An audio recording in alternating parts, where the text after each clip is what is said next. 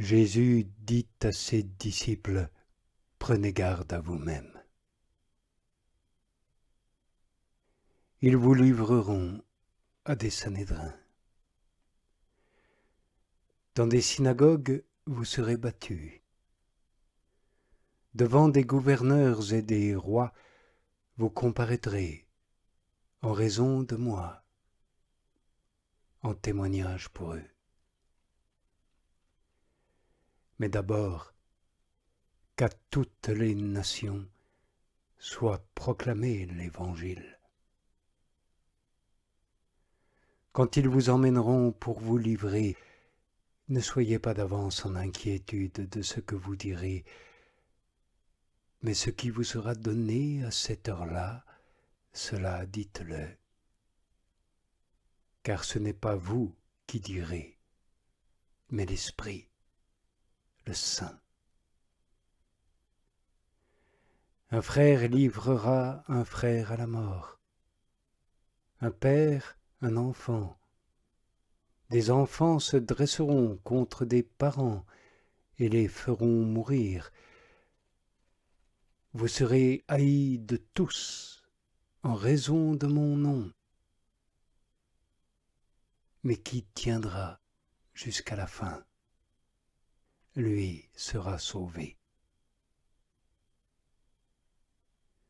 Lorsque vous verrez l'abomination dévastatrice installée là où elle ne doit pas, que l'auditeur comprenne,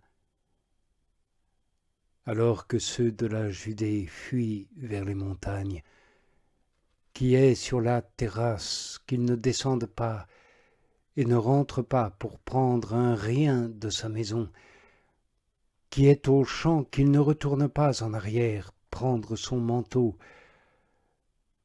Malheureuses celles qui ont en leur sein et celles qui allaitent en ces jours-là. Priez pour que cela n'arrive pas en hiver. Car ces jours-là seront une affliction telle qu'il n'en est pas arrivé de pareil, du commencement de la création que Dieu a créée jusqu'à maintenant, et qu'il n'en arrivera plus. Et si le Seigneur n'abrégeait ces jours, aucune créature ne serait sauvée, mais à cause des élus qu'il a élus, il a abrégé ces jours. Alors si quelqu'un vous dit « Vois, le Sauveur, c'est par ici, vois, c'est par là », ne le croyez pas. Oui, se dresseront de faux messies et de faux prophètes. Ils feront signes et prodiges, en vue d'égarer, si possible, les élus eux-mêmes.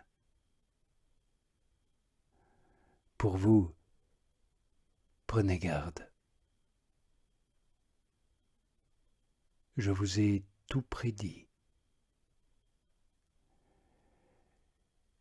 Mais en ces jours-là, après cette affliction, le soleil s'obscurcira, la lune ne donnera pas sa clarté, les étoiles se mettront à tomber du ciel, les puissances qui sont aux cieux s'ébranleront. Alors ils verront le Fils de l'homme venir dans les nuées avec beaucoup de puissance et de gloire. Alors il enverra ses anges, il rassemblera ses élus des quatre vents, de l'extrémité de la terre à l'extrémité du ciel. Du figuier, apprenez cette allégorie. Dès que sa branche devient tendre et que poussent les feuilles, vous connaissez que l'été est proche. Ainsi de vous. Lorsque vous verrez cela arriver, comprenez que c'est proche, aux portes.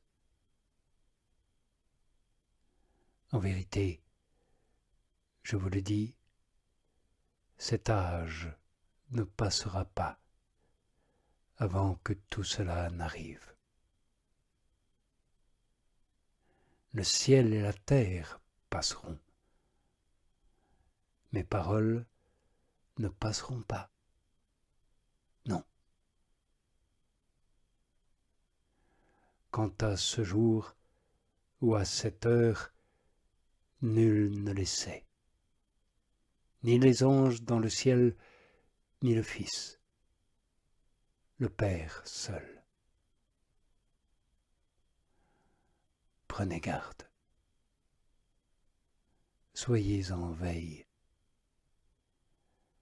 car vous ne savez pas quand est ce temps. C'est comme un homme qui part au loin.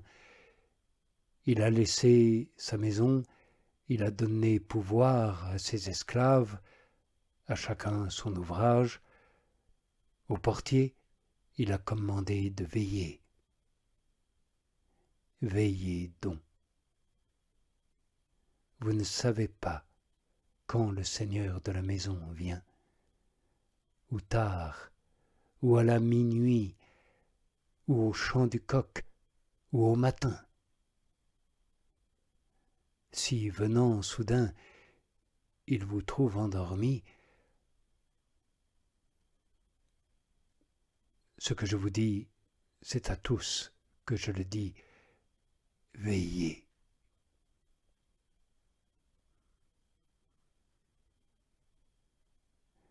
C'était la Pâque et les azymes dans 2 jours. Les grands prêtres et les scribes cherchaient comment saisir Jésus par ruse pour le tuer. Car ils disaient, pas pendant la fête, qu'il n'y ait pas un tumulte du peuple. Jésus, lui, est à Béthanie, dans la maison de Simon le lépreux, étendu à table. Vient une femme.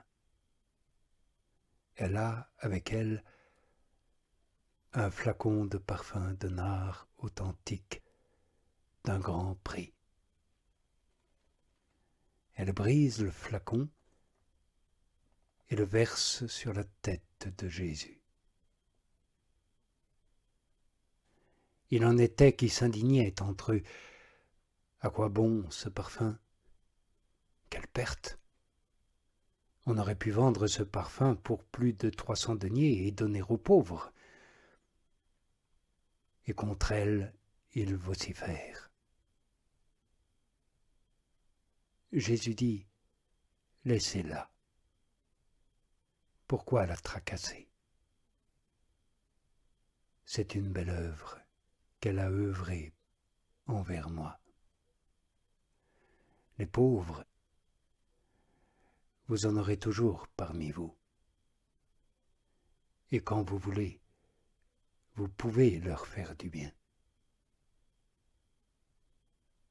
Mais moi, vous ne m'avez pas toujours. De ce qu'elle avait, elle a fait. D'avance, elle a parfumé mon corps pour la sépulture. En vérité, je vous le dis, partout où sera proclamé l'Évangile, au monde entier, ce qu'elle a fait sera dit en mémoire d'elle. Et Judas, l'Iscariote, un des 12, s'en va trouver les grands prêtres pour le leur livrer. Ils l'écoutent avec joie. Ils promettent de lui donner de l'argent. Et lui cherchait l'occasion de le livrer.